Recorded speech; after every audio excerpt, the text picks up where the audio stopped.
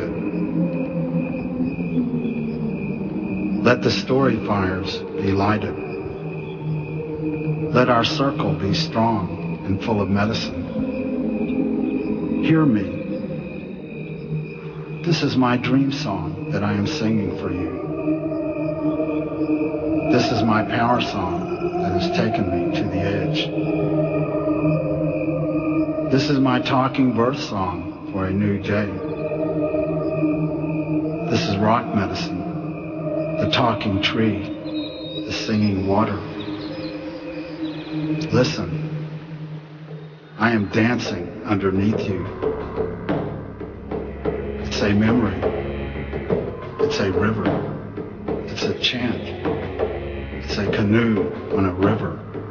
It's a memory of long ago. It's an arrow in flight. It's a medicine story. It's what happened long ago. It's a memory. It's what has been forgotten. It's a campfire. It's the smell of sweetgrass and cedar and prayers lifted to Sky Father. It's a way, a tradition, the way it was always done by the people. Moving northward in my trusty Indian Bronco, we traverse through swarms of winter snow snakes as they wind their icy way across the lonely ribbon of asphalt. Rising above the first big wheat field on the right is an unplowed knoll, crowned with native prairie grass and a small pile of stones. A great tribal leader lies buried beneath this bit of earth. He is my great-grandfather, Horse Capture. I first met him face-to-face in 1969 in a photographic likeness, a lasting legacy retained by the preeminent recorder of the Indian West, Edward S. Curtis. Sweet medicine predicted accurately the coming of an animal that was large, much larger than any other domesticated animal we had. In this case, he spoke about what we now know as a horse.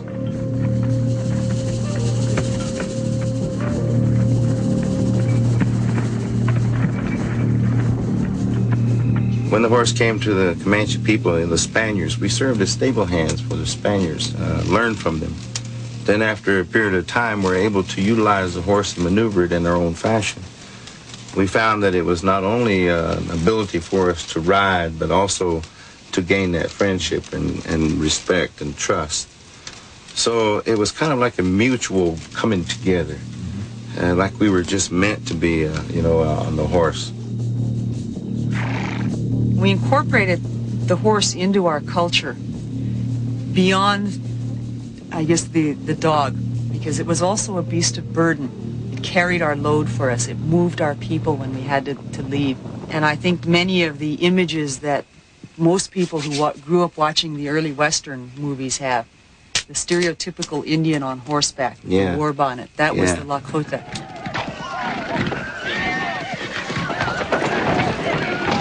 We changed from a rather peaceful, sedentary, horticulture village people to a people that became highly mobile, in fact, rather nomadic, and with the adaptation of the horse into the male societies, which became warrior societies, we used the horse to expand our relationships with others. As we came west, then we were the intruders. We were the invaders into someone else's territory. We knew the horse first as sky dog, holy dog, and medicine dog. During the 1600s and 1700s, wild herds roamed freely, spreading north through the Great Plains as far as Canada. From the Comanche to the Cheyenne to the Blackfeet, within a generation, horse and rider were inseparable. Gifted with a new mobility, we expanded and redefined our territories, hunting the buffalo with greater ease. We counted our worth, paid our debts, and bought our status with the horse. We were free and brave with the horse, and it touched us all. Dog days became horse days. We have a ceremony for young women. The first teaching ceremony is to have your earrings painted with the red earth paint from the Black Hills. And in that ceremony, a young woman is given horsehair earrings like these. And she is taught that just as the horse carries the burden of the people, a woman who has sacred knowledge, who hears sacred knowledge, also has a burden to carry. And it can be very beautiful, but it can also be heavy. And so the horse also gave a Lakota woman freedom. We own the home that we live in. We have freedom of movement. And so we say a woman that has horses will go where she desires. And a woman who owns horsehair earrings makes her own choices.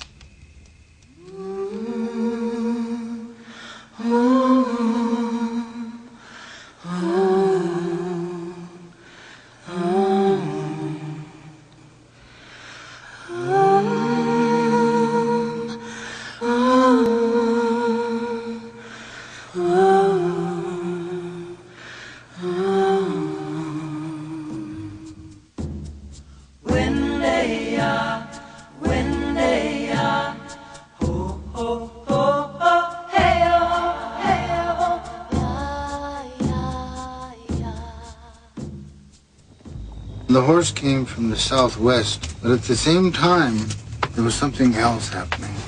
The gun was coming in from the east. And every time one of these things, the gun or the horse came, changed the society. The gun and the horse brought the Blackfoot people, as well as all the other tribes, into this very dynamic, very unpredictable, and extremely volatile addition to their life as a people. The gun came by way of the north, from white traders who exchanged them with the plains tribes for pelts and furs.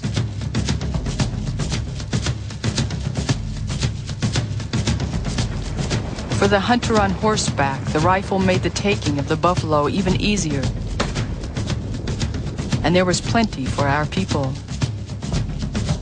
But as the gun fed us, so it killed us. The bullet became the sound of power and began to arbitrate our conflicts.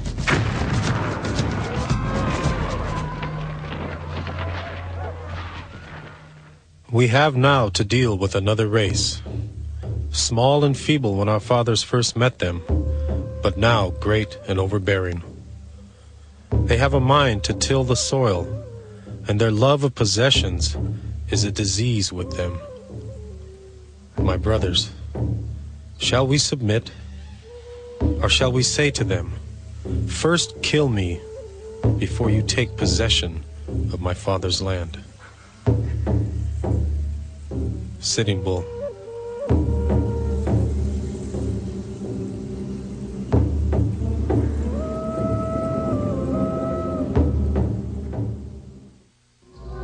The Native Americans will continue on TBS. Now back to the Native Americans on TBS.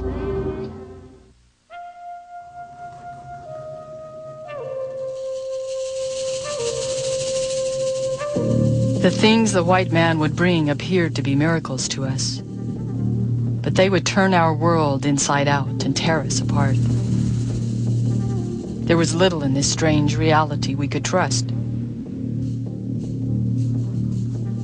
The wisdom and balance we had relied on since time immemorial appeared to make no sense in these turbulent times. The other thing that came with the horse around that era that we also adopted into our culture, the guns, the metal knives, those were replacements of tools. But also during that time, alcohol came among our people. And alcohol was the other side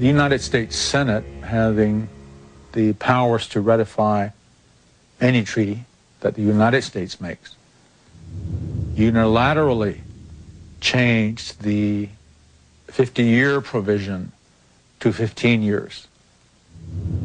And when word got back to us, it upset our leaders. In 1863, presidential peace medals were given to a Southern Plains delegation meeting with Abraham Lincoln in Washington to ensure a continuing peace. "We are not, as a race, so much disposed to fight and kill one another as our red brethren," said President Lincoln, as he encouraged adoption of the white man's way of life. On that day, casualties of the Civil War had exceeded 300,000 lives. One of our leaders, by the name of Lean Bear, was given a document, and he was instructed to always carry this document and to show to the military troops or to others that we were at peace, that we were friendly. Token gestures of support continued in Washington as a swell of humanitarian concern for the rights of Indians finally began to appear in the pages of Eastern newspapers.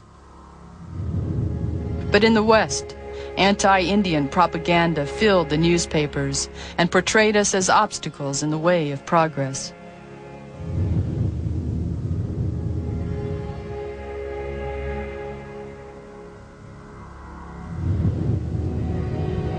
It was in the summer of 1864 when Black Kettle, Lean Bear, and a few warriors were out on the high plains and encountered a small detachment of the military.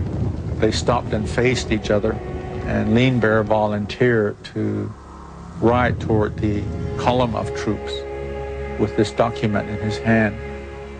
When he approached this detachment of military troops and got within rifle range, he was fired upon and killed.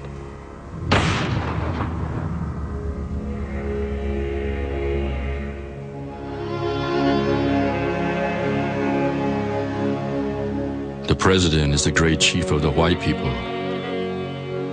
I will hear all the great chief has to say, and when I go away, I will not carry his words in my pocket, but in my heart, where they will not be lost. Lean Bear. We could have overpowered them. We could have totally annihilated them, but for the fact that Black Kettle rode in and among his warriors, urging them not to do anything. In early 1864, John Evans, the governor of the new territory of Colorado, tried to convince Washington of the need for a volunteer citizens' army to subdue the Indians. Then, on June 11th, a family of white settlers was found murdered and scalped. Their mutilated bodies were put on display in the streets of Denver. 4 young Arapaho warriors were accused of the murders. Although responsibility for the killings was never proven, the fires of revenge began to rage. Armies of soldiers and volunteer citizens were given license to exterminate all hostile Indians. Responding to death threats for all Indians found off the reservations, Black Kettle, a Cheyenne peace chief, led a group of Cheyenne and Arapaho to Camp Well to plead for peace with Governor Evans and Colonel Shivington, the commander of the Colorado Volunteer Army. During the meeting, Black Kettle spoke. I want you to get all these chiefs here to understand that we are for peace, and that we have made peace, that we may not be mistaken for enemies. Black Kettle. The Indians left with the impression that their words had been understood, but following the council, Evans was heard to say, "What shall I do with the 3rd Regiment if I make peace? They were raised to kill Indians, and they must kill Indians." At dawn on November 29th, Colonel Shivington stood with 750 troops above the Sand Creek River, prepared to attack the peaceful village of Black Kettle. "Take no prisoners," he cried. "Remember the slaughtered white women and children." Over 200 defenseless Indian women children, and elders soon lay dead in the burned-out camp when Chivington's men finally withdrew. White Antelope had gotten up early that morning, saw the troops massing, and when he saw that it was a deliberate attack, that it was not a mistake, as a peace chief, White Antelope just stood there.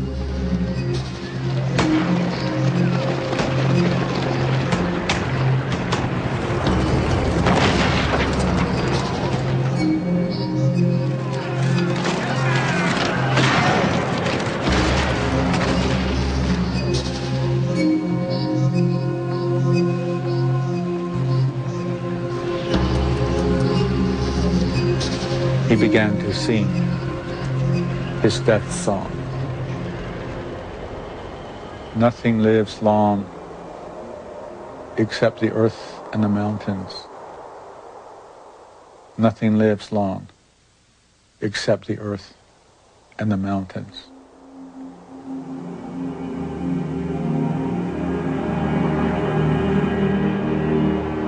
Helen Hunt Jackson, in her book, A Century of Dishonor,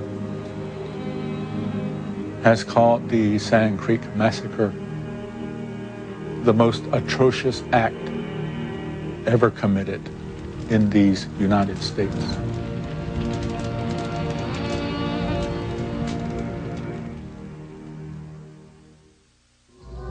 The Native Americans will continue on TBS. Now back to the Native Americans on TBS. We do not want your civilization. We would live as our fathers did, and their fathers before them. Crazy Horse.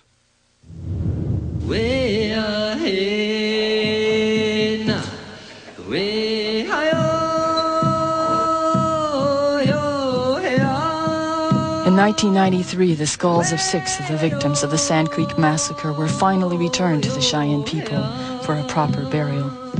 Stored with thousands of others for over 100 years, these skulls had been severed from the bodies and sent to the Smithsonian Institution to be examined by scientists. There are more remains of Indian people stored in institutions in this country than there are living Indians.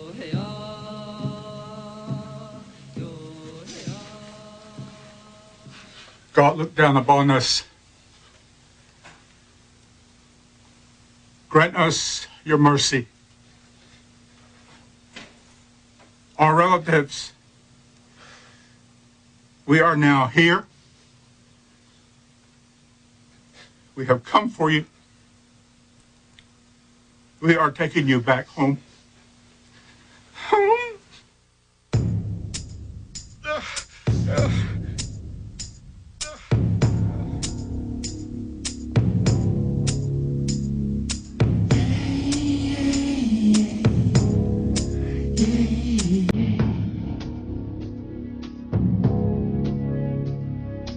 Speaking as a Cheyenne, I can tell you that it is extremely important from our standpoint to have the human remains taken from that place and returned to home. It fits in with our whole cosmological view of what needs to be done for those who have passed from this world and are in the other world. And so from that standpoint, there's no question that it's critical that these human remains be returned. And it for the tribe, I think, represents a resolution of a history that has basically torn Indian societies apart.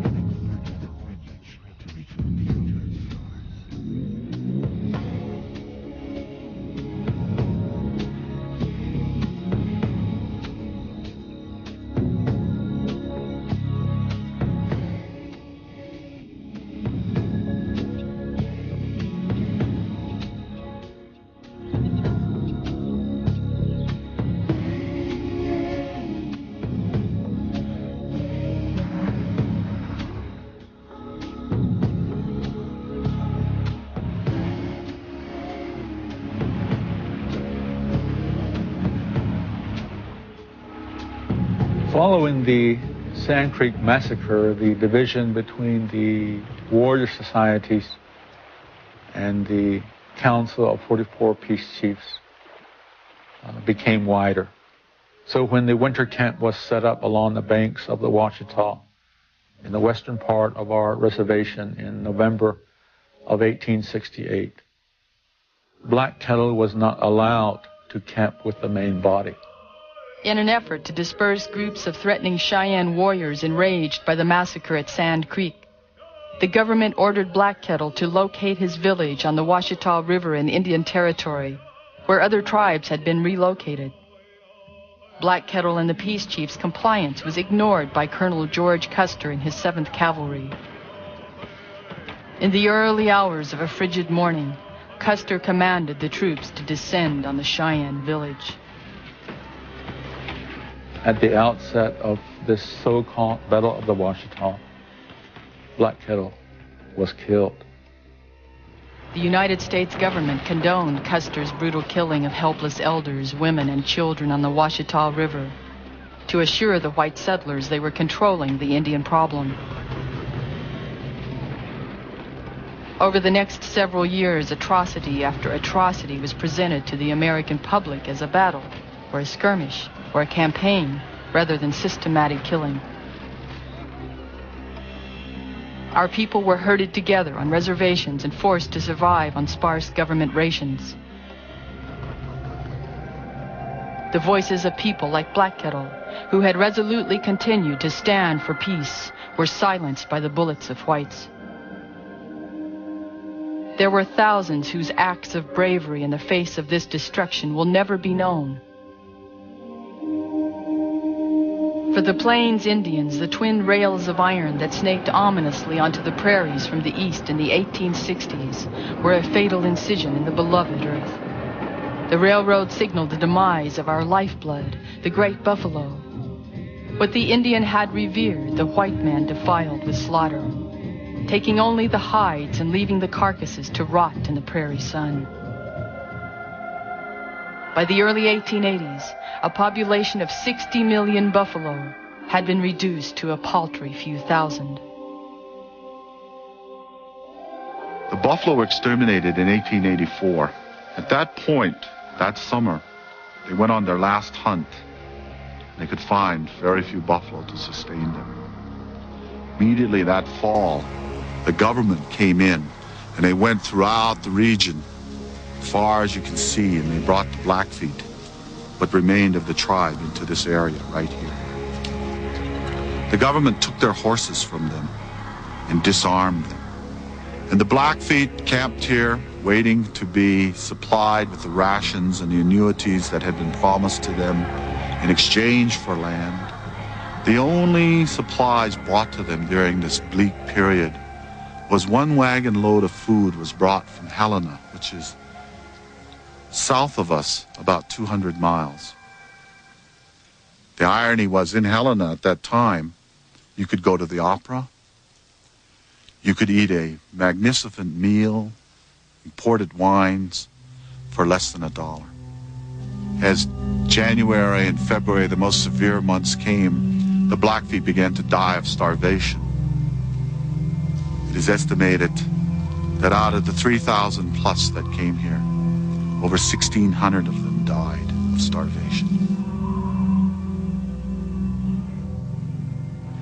By the end of the century, our lands had been taken by force or given away.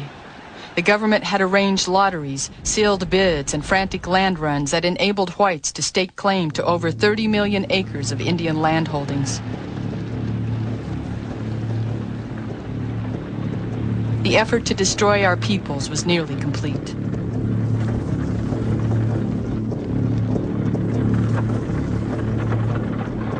In considering all of these things that really affected our lives, we can't forget one thing, and that is Christianity.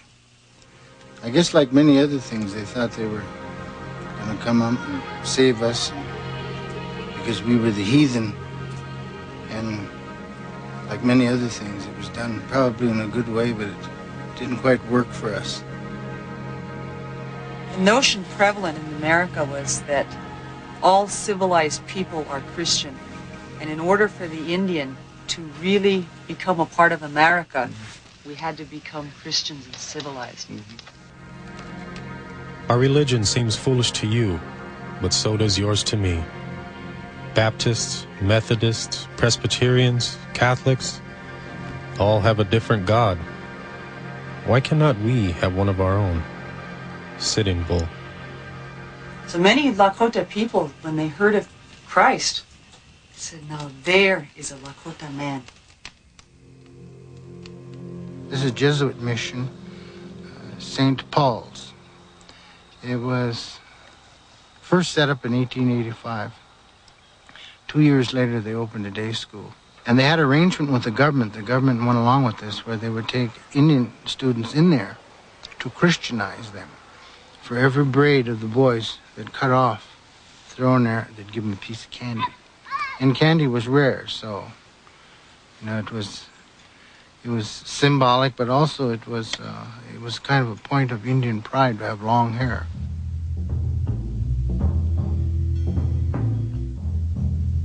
April 10th of 1883, the United States government by statute outlawed Indian language, religion, and culture, specifically Sioux language, religion, and culture. The idea being that so long as Lakota's people spoke their language, they would live their culture. Their culture would require that they practice their religion. Their religion requires them to continue to fight for the Black Hills. Unfortunately, Christianity became a vehicle of genocide for the United States government. And when they weren't successful at just warfare genocide, the genocide became one of bureaucracy. Take them away from their families, take them away from their lands, tell them that everything they valued of themselves as a people has no value. And Christianity was that vehicle. And then we heard of the ghost dance. A message of salvation came from the west, from a Paiute prophet called Wovoka, and quickly spread across the plains. It became known as the ghost dance religion. The ghost dance was a ceremony of dancing, singing, and praying, promising the return of the world we had lost, our buffalo, our lands, and our relatives. The white man would disappear. Thousands invested their last hope in the ghost dance religion. We danced the ghost dance, but few miracles came. Instead, our ceremony brought fear to the white man and a final massacre of inconceivable heartlessness. Native people were ghost dancing all over this country. But when the Lakota did it, the soldiers marched in. On December 29th, 1890, the 7th Cavalry caught up with the Lakota chief, Bigfoot, and 350 of his starving people of the Cheyenne River Band of Sioux. They were trying to reach the safety of the Pine Ridge Reservation in South Dakota, where many of their relatives had settled at the government agency. Bigfoot offered their surrender. But within minutes, more than 300 men, women, and children lay slaughtered on the frozen earth. We can never forget Bigfoot and his people being gunned down at Wounded Knee.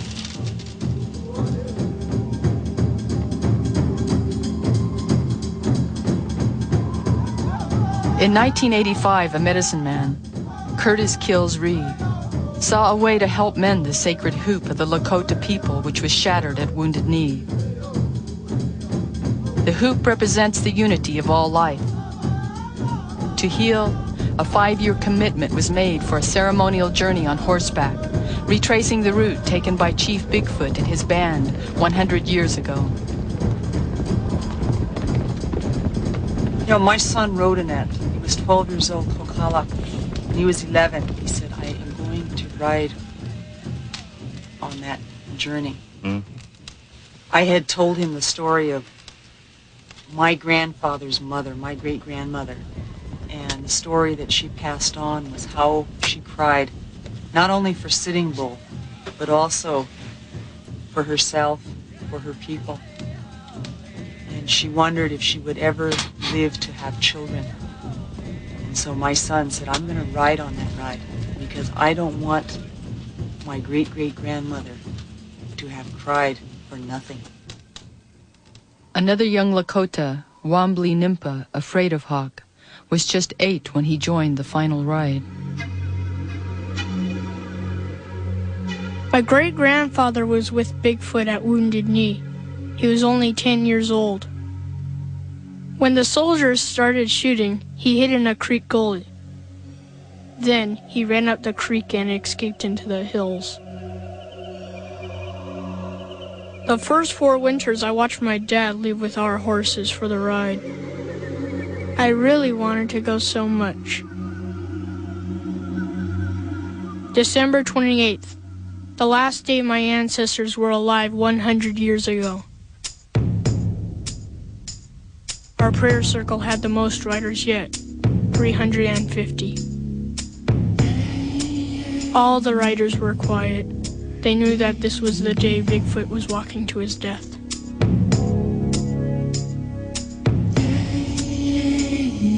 December 29th. We went back to the graveside to honor the dead. Hundreds of Lakota people were there to listen and watch. There were women covered with blankets crying near the ancestors' graves. I saw how much everyone was hurt for the last 100 years. But I also felt very proud. I was a Bigfoot rider now, not a little kid. When I get older, I want to tell my children and grandchildren about Wounded Knee.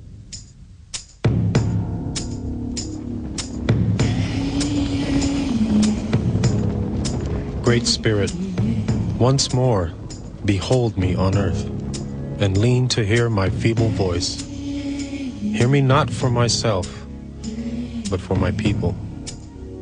Hear me, that they may once more go back into the sacred hoop and find the good red road, the shielding tree. Make my people live. Black Elk.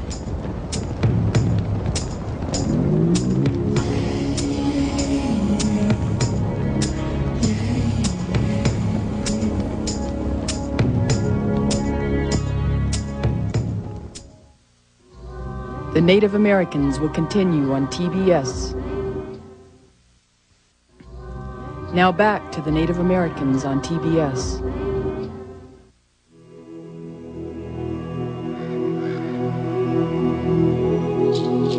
I was born upon the prairie, where the wind blew free and there was nothing to break the light of the sun. I was born where there were no enclosures, where everything drew a free breath. I want to die there, and not within walls. I know every stream and every wood between the Rio Grande and the Arkansas. I have hunted and lived over that country. I lived like my fathers before me, and like them, I lived happily. 10 Bears.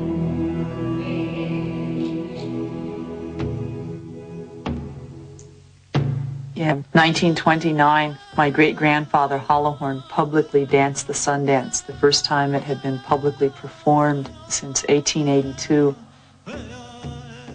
In this century, this ancient ceremony of prayer, like many other traditional Native rituals, was brought back to life just as the last elders who knew it were passing on. I think each generation did their part to move toward the goal of continuing our people as a distinct people.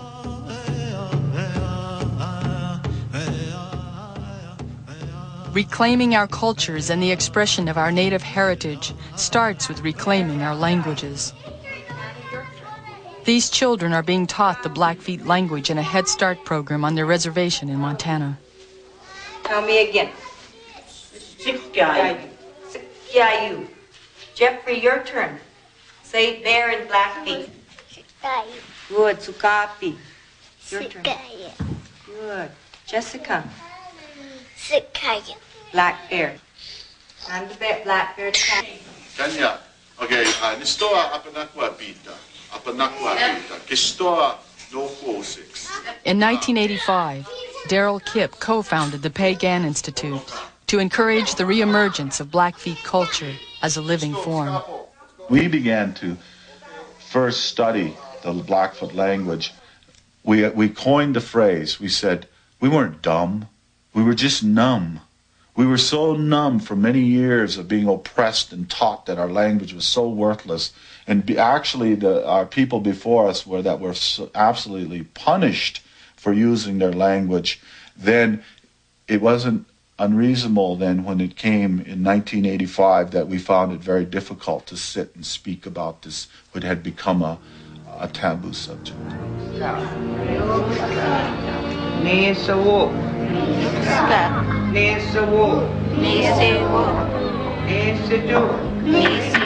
Once our children can begin to see the beauty of their culture, they will be equipped to know the value and truth of their past.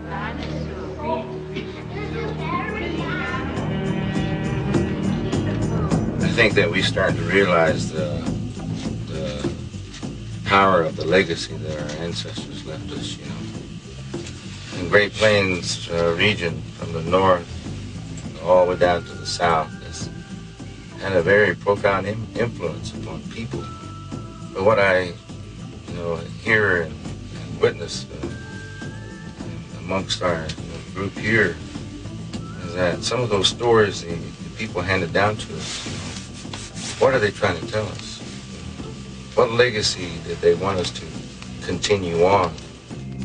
A century ago at Fort Sill in Oklahoma, the Comanche were reviled by United States soldiers.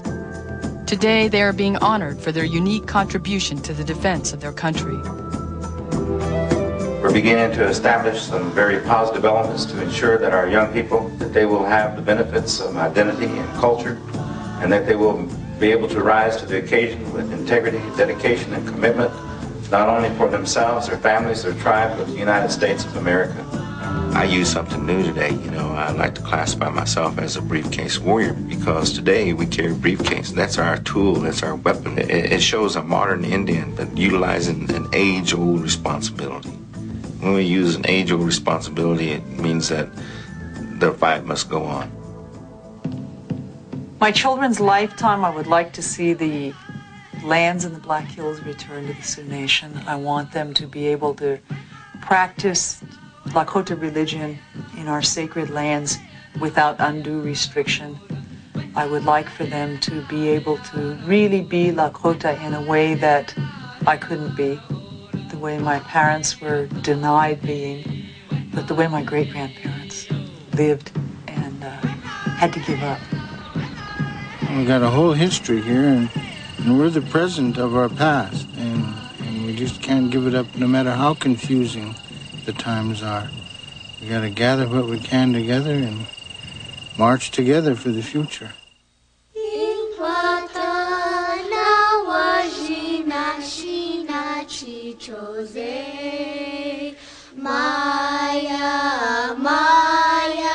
Hey, it's hard to fall into the footsteps of our elders. It's difficult to walk in those footsteps, but we got to keep trying. Even though we may fall on occasion, we got to get back up again and make room for those yet to come so they can walk in the footsteps of the beauty.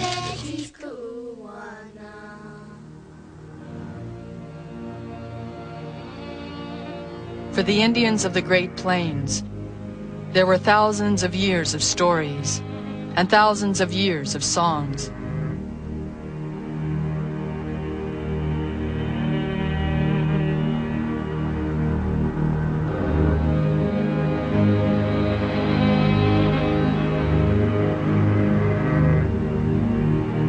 Our grandparents passed them to their children, and their children passed them to their children.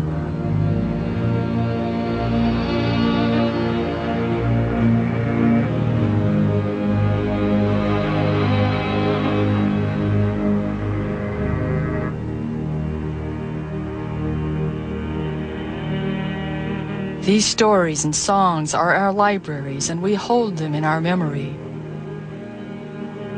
Our legacy is precious. We know who we were. We know where we came from. We gave so others might give again.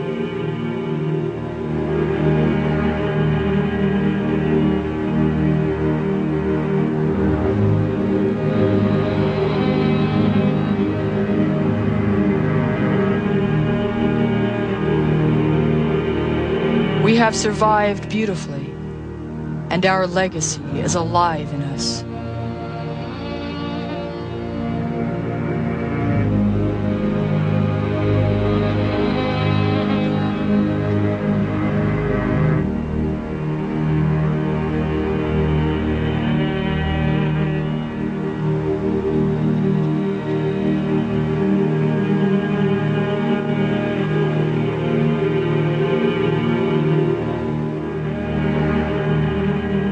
Grandfather, I ask you to bless the white man. He needs your wisdom, your guidance.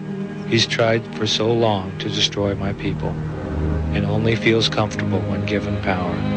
Bless them with your wisdom. Show them the peace we understand. Teach them humility, for I feel they will destroy themselves and their children, as they have done so with Mother Earth. I plead, I cry. After all, they are my brother.